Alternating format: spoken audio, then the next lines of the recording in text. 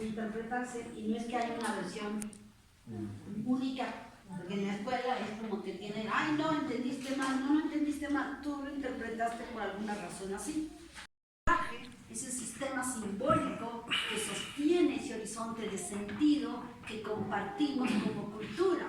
Por eso la tradición oral que la trabajemos es muy importante, pero la tenemos que trabajar bien, porque si la trastocamos, estamos trastocando ese horizonte de sentido, que es lo que es algo de ahí se tiene que preservar. Se pueden cambiar cosas para que la gente le pueda otorgar un sentido propio, pero hay algo que hay que conservar para no trastocar la palabra de los ancestros. Uno es un simple mediador, como narrador. O sea, la gente a veces explica a través de cuentos y leyendas por qué es así una cosa.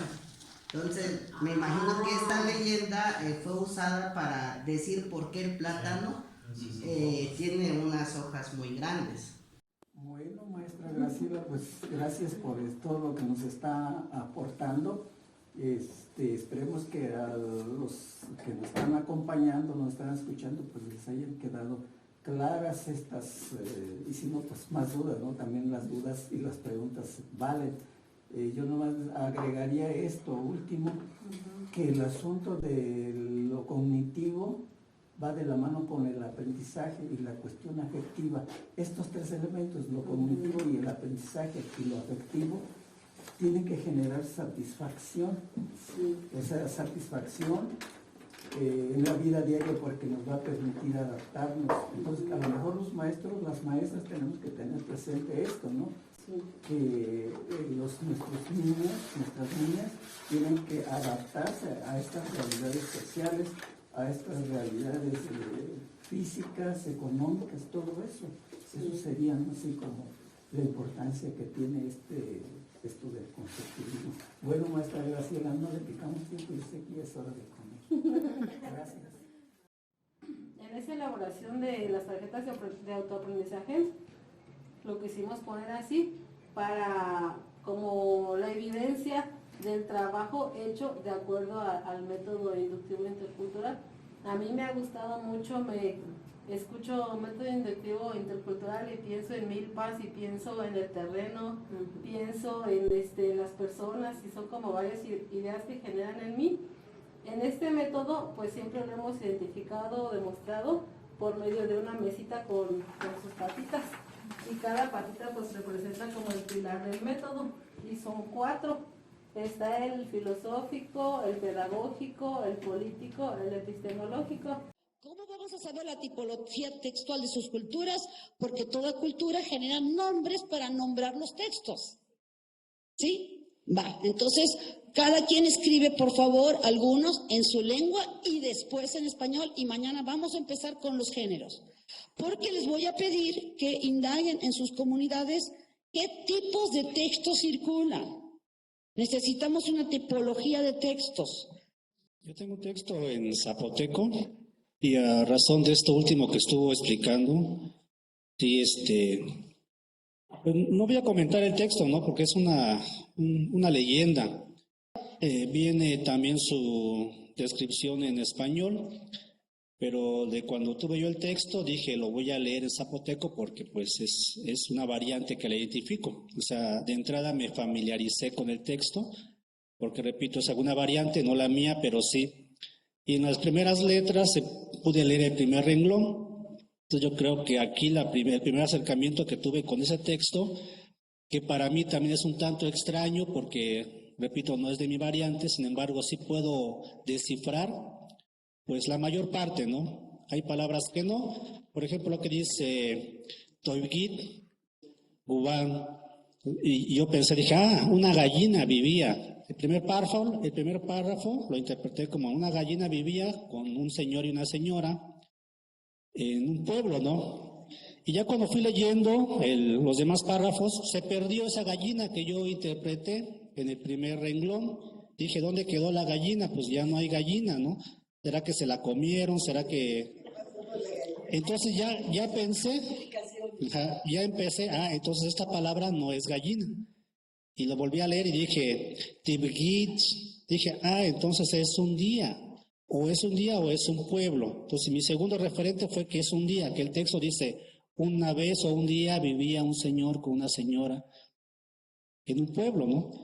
Pero ya conforme fui leyendo dije, pues tampoco es un día, entonces me quedó la duda. En este sentido, creo que justamente lo que estamos encontrando ahorita es que cuando transcribimos la oralidad no necesariamente se convierte en texto, eso por un lado. Y por otro, creo que es muy importante el reconocimiento en lo que estamos diciendo de que lo sagrado no está separado de la vida cotidiana, ¿no? O sea, creo que también de repente hay como la parte de que nos encanta a los fuereños pues exotizar algunas historias que nos parecen más fantásticas que otras, ¿no? O sea, que un atole cuaje por un huevo que se le pasó a dos que estaban peleados, a mí me parece bastante fantástico. Entonces, creo que esa parte es como muy interesante, como el reconocer que lo sagrado no es una cosa que tiene que ver solamente con momentos especiales, sino tiene que ver con momentos que están presentes en todo el tiempo.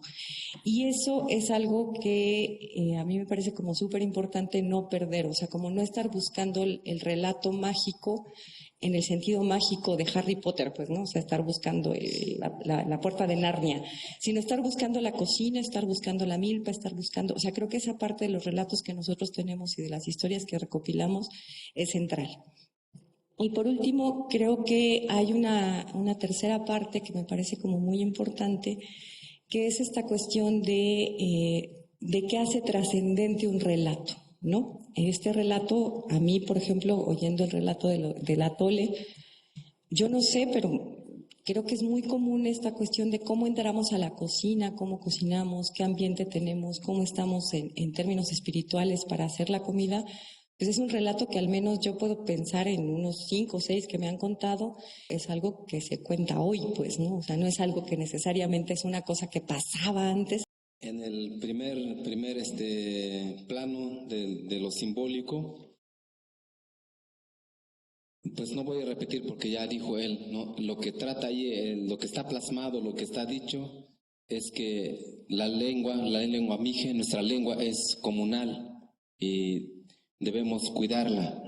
Ese es el primer plano. Y el segundo, lo que no está dicho, pero hay pistas. Y creo que aquí hay una conexión, o sea, sí está dicho, pero también se puede reiterar lo dicho, ¿no? Que tenemos que cuidar nuestra lengua. En mije, wan yigeshit que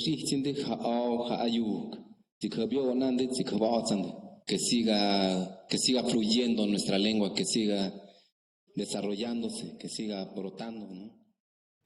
Con la documentación aprendí a mirar de una nueva forma las actividades que se realizan y que llevan a una convivencia y a un nuevo aprendizaje.